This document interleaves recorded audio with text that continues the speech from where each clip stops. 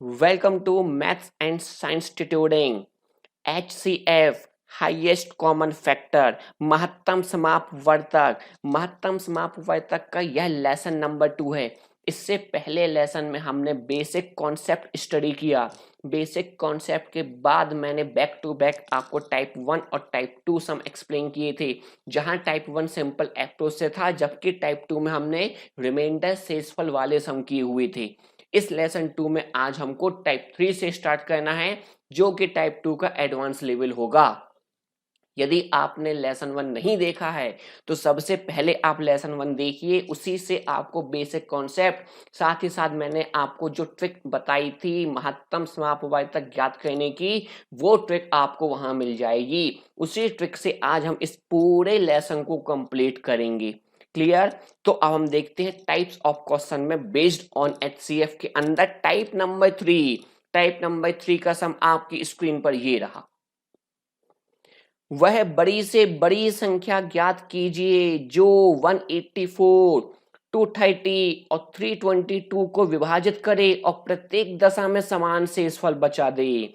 प्रत्येक दशा में यहाँ शेषफल उसने क्या बोला है? समान मीन्स शेषफल इक्वल होना चाहिए।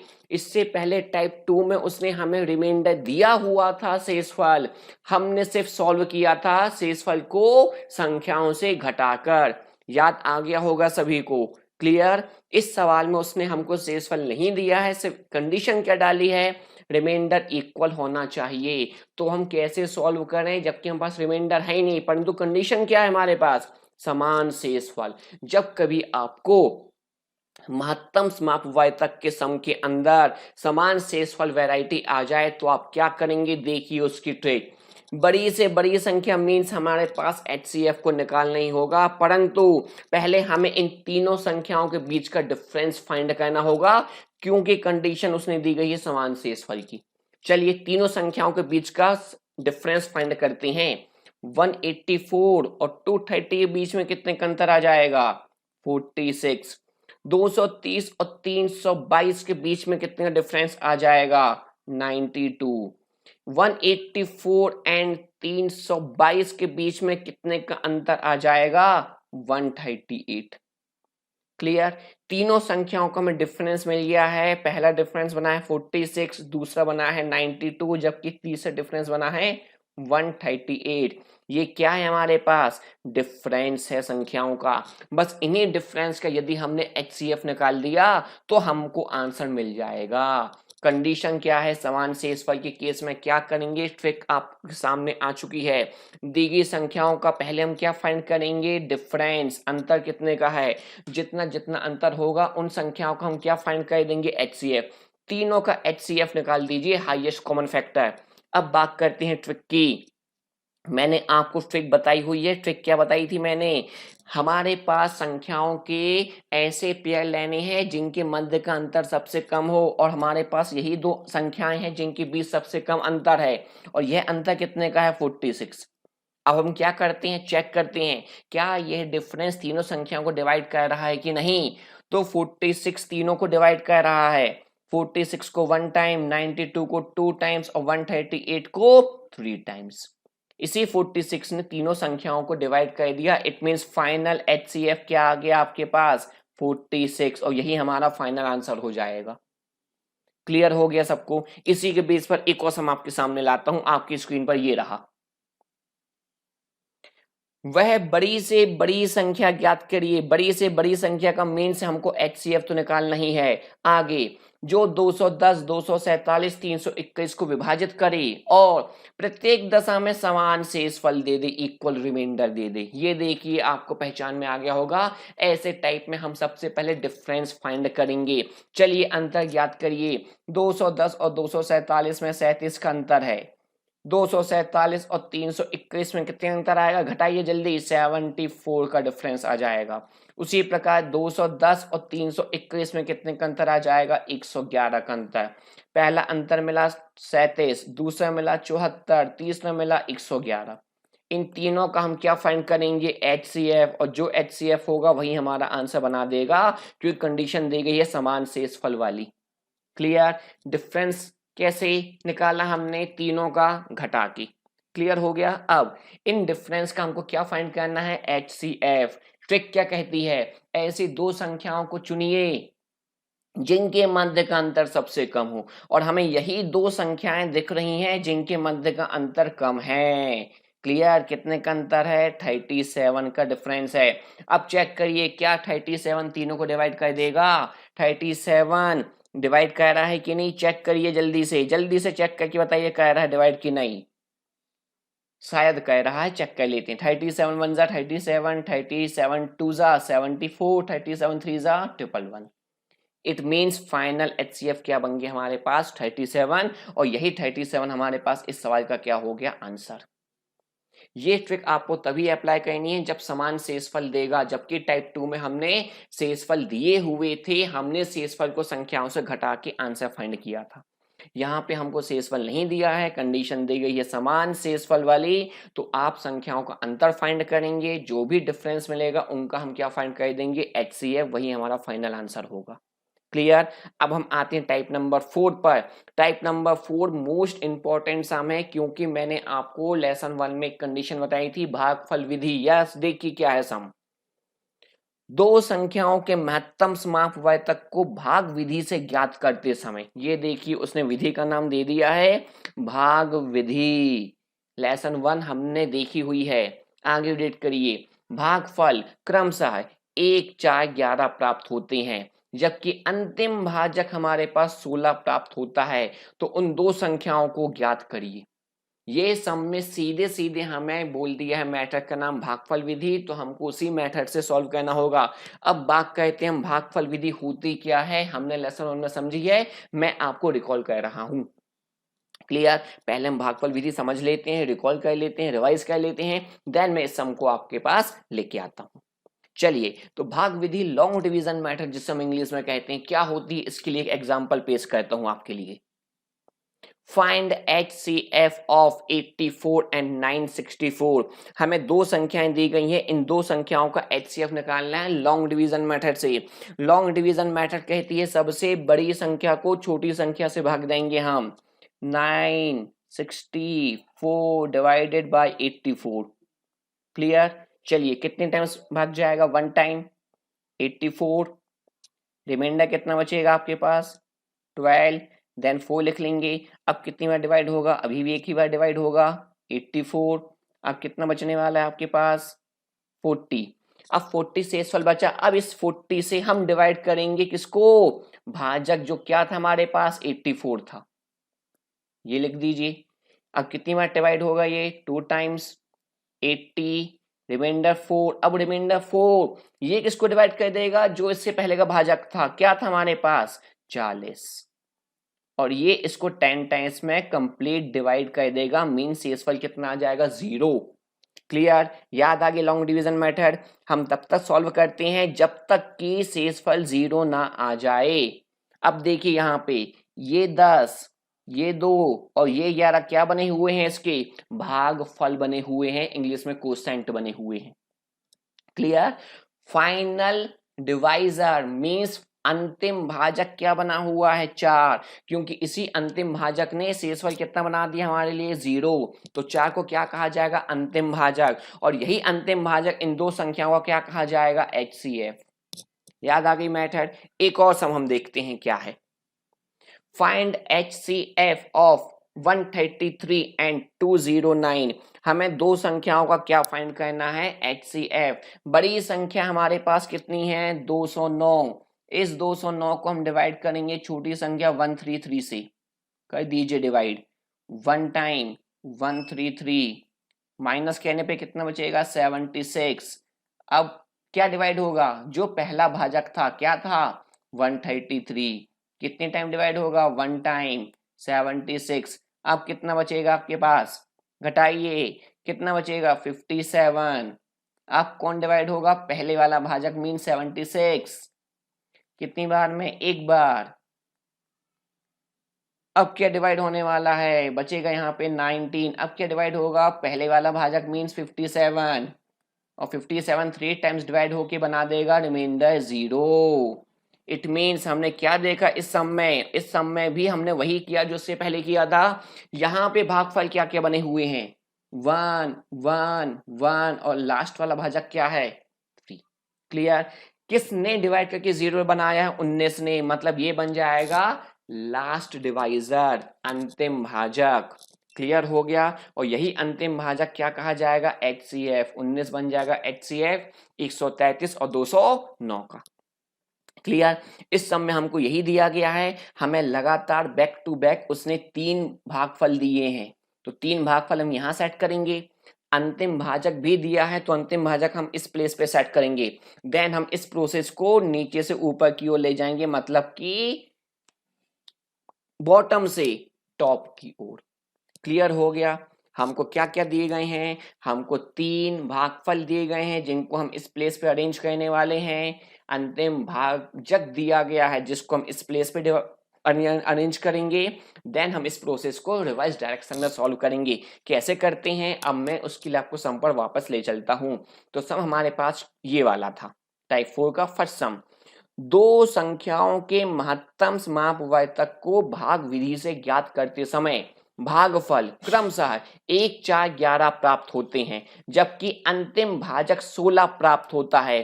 तो उन संख्याओं को ज्ञात कीजिए। महत्तम समापवर्तक किससे फाइंड करना था हमको, भाग विधि से। चलिए भाग विधि का डिजाइन बना लीजिए। ये डिजाइन होती है, क्लियर। फिर ये डिजाइन होती है, क्लियर। फिर ये डिजाइन होती है, क्लियर। उसने 3 हमको भागफल क्या दिए गए हैं, 1 11 1 4 11, तो 1 4 देन 11 पुट कर दिया। अंतिम भाजक क्या दिया है 16, अंतिम भाजक ये पुट कर दिया हमने 16। क्लियर। यदि अंतिम भाजक है मीन्स यहाँ नीचे रिमाइंडर कितना आया होगा, 0 आया होगा। इतना भी सबको क्लियर हो चुका होगा, इतना सबको क्लियर हो गया है। अब हम इसको नीचे से ऊपर की ओर क्या करेंगे, सॉल्व करेंगे, आंसर मिल जाएगा। चलिए पहले 16 का गुणा कर दीजिए 11 से। 16 का गुणा हमने किया कितना, 11 से कितना जाएगा 176। यदि यहाँ 176 है, रिमाइंडर 0 लाना है तो ऊपर भी कितना होना चाहिए 176।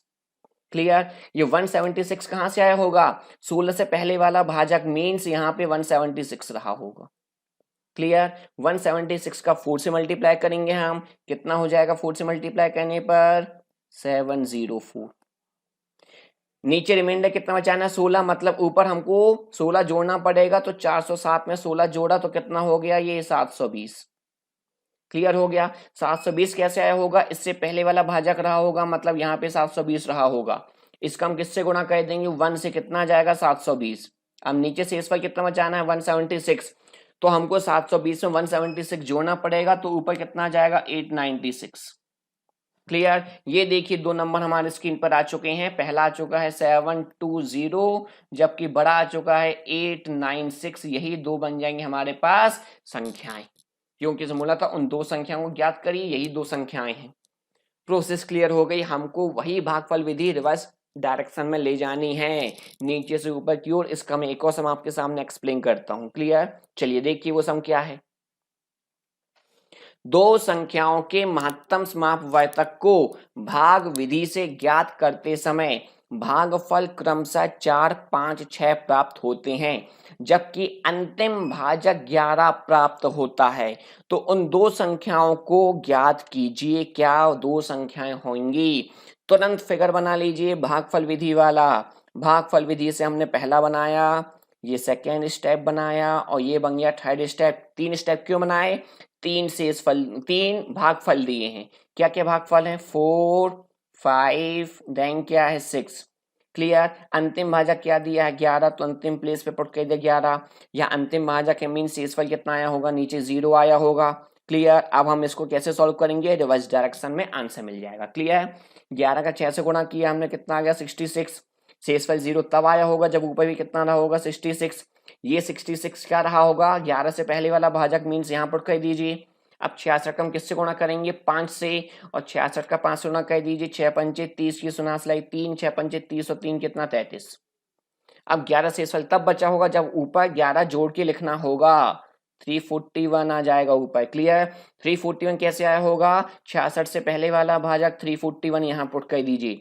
4 से मल्टीप्लाई किया, 4 1 जा 4, 4 चौको 16 की 6, हंसलाई 1, 4 तिया 12 और 1 13। नीचे 66 कैसे बचा होगा, जब ऊपर हमको जोड़ के लिखना होगा, तो जैसे आप जोड़ के लिखेंगे आंसर मिल जाएगा 1430। इट मीन्स दो संख्या आ चुकी हैं। पहली संख्या क्या आ चुकी है हमारे पास 341, दूसरी संख्या क्या आ चुकी है हमारे पास 1430। ये दो संख्या बनी हैं जो इस सवाल का आंसर बना देंगी, क्योंकि यहाँ पे भागफल विधि को हमने रिवर्स डायरेक्शन में सॉल्व किया है। क्लियर हो गया सभी को? बहुत इंपॉर्टेंट सवाल है बेटा, मोस्ट इंपॉर्टेंट है एसएससी वालों के लिए। एसएससी वालों को ये सवाल बहुत अच्छे से आना चाहिए। एसएससी के जितने भी टीयर्स होते हैं, जितने भी लेवल के एग्जाम होते हैं, CHSL, MTS, CDS, चाहे वो CGL ही क्यों ना हो, सबके लिए इंपॉर्टेंट है। क्लियर? अब हम आते हैं टाइप नंबर 5 पर। टाइप नंबर 5 क्या कहता है समझिए। टाइप नंबर 5 का सम आपकी स्क्रीन पर ये रहा। दो संख्याओं का महत्तम समापवर्तक 11 है। इस बार तो उसने हमको सीधे सीधे दो संख्याओं का महत्तम समापवर्तक 11 दे दिया और दोनों संख्याओं का योग 99 है। ये लीजिए, योगफल भी दे दिया उसने 99 दो संख्याओं का। तब उन दो संख्याओं के कितने जोड़े संभव हैं? उसने इस बार संख्या नहीं पूछी हैं। इससे पहले सम में उसने दो संख्याएं पूछी थी, यहाँ पे उसने संख्याओं के जोड़े पूछे हैं, कितने पेयर्स पॉसिबल हैं। किनके? जिनका महत्तम समापवर्तक 11 होगा और उन दो संख्याओं का योग कितना होगा? 99 होगा। क्लियर? जब भी आपको समय ऐसा जाए बेटा तो कॉन्सेप्ट याद करिए, मैंने आपको एक्सप्लेन किया था। जो महत्तम समापवर्तक होता है वो उन संख्याओं का एक फैक्टर होता है, गुणनखंड होता है। यहाँ 11 महत्तम समापवर्तक है, मतलब वो दोनों संख्या 11 से क्या हो रही होंगी? विभाजित हो रही होंगी। तो पहली संख्या हमने तुरंत मान ली 11x, दूसरी मान ली 11y। ये दो संख्या मान ली जो 11 से पूर्णतः विभाजित हो जाएंगी, क्योंकि 11 का महत्तम समापवर्तक दिया है। क्लियर? आगे कंडीशन क्या है? दोनों का योग 99। It means 11x plus 11y equal to कितना आना चाहिए? 99। 11 से डिवाइड कर दीजिए, यहाँ x बचा, यहाँ क्या बचा? प्लस y, और यहाँ पे क्या बचा हमारे पास? 11, 9 से डिवाइड हो जाएगा। It means x plus Y की वैल्यू कितनी आ गई? 9। अब हम ऐसी संख्याएं सोचेंगे जिनको योग कर दें तो कितना मिल जाए? 9। चलिए पहली संख्या सोचिए, दो संख्याओं का योग 9 होना चाहिए। सोचिए क्या क्या हो सकती हैं वो। तो हो सकता है 1 और 8 हो जाए तो भी इनका योगफल कितना बनेगा? 9। क्लियर? हो सकता है 2 धन 7 हो जाए तो भी योगफल क्या बनेगा? 9। हो सकता है 3 धन 6 हो जाए तो भी योगफल क्या बनेगा? 9। हो सकता है 4 धन 5 हो जाए तो भी योगफल क्या बनने वाला है? 9 बनने वाला है। इतना क्लियर है? इतना क्लियर है? इसके अलावा कोई संख्या नहीं जिनका योगफल 9 होगा। क्लियर? अब देखिए यहाँ पे ये 3 और 6 जो है, ये दोनों नंबर एक कॉमन नंबर से विभाजित हैं। 3 और 6 दोनों किससे विभाजित हैं? कॉमन नंबर से डिवाइडेड हैं, इसलिए हम इस पेयर को कंसीडर नहीं करेंगे। तो बच्चे कितने pair? 1 pair, 2 pair, 3 pair. 3 pair हो गए। इट मीन्स कितने जोड़े संभव हैं इसके? 3 जोड़े संभव हैं। आंसर बन जाएगा 3 पेयर्स। क्लियर हो गया सम? क्या किया हमने? महत्तम समापवर्तक जो दिया था उससे हमने दो संख्या ज्यूम कर ली, 11x 11y, दोनों को ऐड किया 99। इससे हमारे पास इक्वेशन जनरेट हो गई, x प्लस वाई की वैल्यू 9 होनी चाहिए। दो संख्याएं सोची जिनका योगफल 9 हो जाए। आपको 4 पेयर मिले, परंतु एक पेयर हमने क्यों ड्रॉप कर दिया? क्योंकि वह कॉमन फैक्टर वाला पेयर है। बचे हुए पेयर हमारे पास आंसर बना देंगे। इट मीन्स 3 पेयर हैं जो इस कंडीशन को सेटिस्फाइड कर रहे हैं। कौन से दो कंडीशन को? जिनका महत्तम समापवर्तक 11 होगा और जिनका योगफल कितना होगा? 99 होगा। क्लियर? चलिए इसी टाइप का हम एक और सम आपके सामने लाता हूं, थोड़ी सी कंडीशन चेंज कर दूंगा, लेकिन क्या है वो सम देखिए आप। दो संख्याओं का महत्तम समापवर्तक 17 है। इस बार महत्तम समापवर्तक कितना दिया? 17। तुरंत मान लीजिए पहली संख्या 17x, दूसरी 17y। क्लियर? अब क्या बोला उसने? उन दो संख्याओं का गुणनफल, गुणनफल मतलब हमको अब योग नहीं निकालना है, गुणा करना है। चलिए गुणा कर दीजिए, 17x मल्टीप्लाई 17y। जैसे गुणा करेंगे आंसर कितना आना चाहिए? कितना दिया है यहाँ पे? 20808। इसको हम सॉल्व कर लेते हैं। कैसे सॉल्व करेंगे? 17 से हमने जब डिवाइड किया तो यहाँ बचा x multiply 17y equals to 17 से डिवाइड कर दीजिए। 17 से डिवाइड करने पे कितना हो जाएगा? 1224। फिर से 17 से डिवाइड कर दीजिए। यहाँ तो x ही था, यहाँ पे बच गया y, और यहाँ पे 17 से डिवाइड करके कितना बचेगा? 17 7 119। क्लियर? बचे कितना? 3 और 17 2 34। तो x इंटू वाई की वैल्यू कितनी आ गई 72, ये बन गई हमारे पास इक्वेशन। अब हम ऐसे दो नंबर्स को अज्यूम करेंगे, फाइंड करेंगे जिनका मल्टीप्लाई 72 होता है। तो 72 किन किन का मल्टीप्लाई होता है, 36 दूनी 72, क्लियर, 24 तिया 72, क्लियर, 8 नाम 72, क्लियर, 18 चौको 72, क्लियर, 12 छिंग 72, और क्या बचा, एक ये भी तो बनेगा 1 इंटू 72, 72 1 से 72। ये पेयर हैं जो हमारे आंसर हो सकते हैं, पर एक कंडीशन क्या बताई थी मैंने, कॉमन डिजिट से कैंसिल आउट नहीं होना चाहिए, कॉमन फैक्टर नहीं होना चाहिए। यहाँ कॉमन फैक्टर है, कॉमन फैक्टर है, कॉमन फैक्टर है, कॉमन फैक्टर है, इट मीन्स ये 4 केस कंसीडर नहीं होंगे, सिर्फ बचे 2 केस, 8 मल्टीप्लाई 9 और एक बचा 1 मल्टीप्लाई 72। इट मीन्स कितने जोड़े पॉसिबल हैं, सिर्फ यहाँ पे 2 जोड़े पॉसिबल हैं। तो इसका आंसर क्या बन जाएगा, 2 पेयर, 2 पेयर्स, 2 जोड़े पॉसिबल हैं जो इन 2 कंडीशन को सेटिस्फाइड करेंगे। क्लियर, ये सम हाई लेवल का माना जाता है, परंतु आपको करना ही है तैयार, क्योंकि मैंने बहुत अच्छे से एक्सप्लेन कर दिया है। आप अपने नोट्स बनाइए, इस टाइप को भी तैयार करके रखिए। क्लियर हो गया। इसके बाद के लेसन में अब हम HCF और LCM के कॉम्बिनेशन वाले सम की स्टडी करेंगे। LCM का बेसिक सेपरेट स्टडी किया, HCF का बेसिक्स उसको भी सेपरेट स्टडी किया। अब हम दोनों को मिलाकर स्टडी करेंगे, it means LCM plus HCF। Clear हो गया। तब तक के लिए जय हिंद ऑल ऑफ यू। जहां रहें सेफ रहें, सुरक्षित रहें।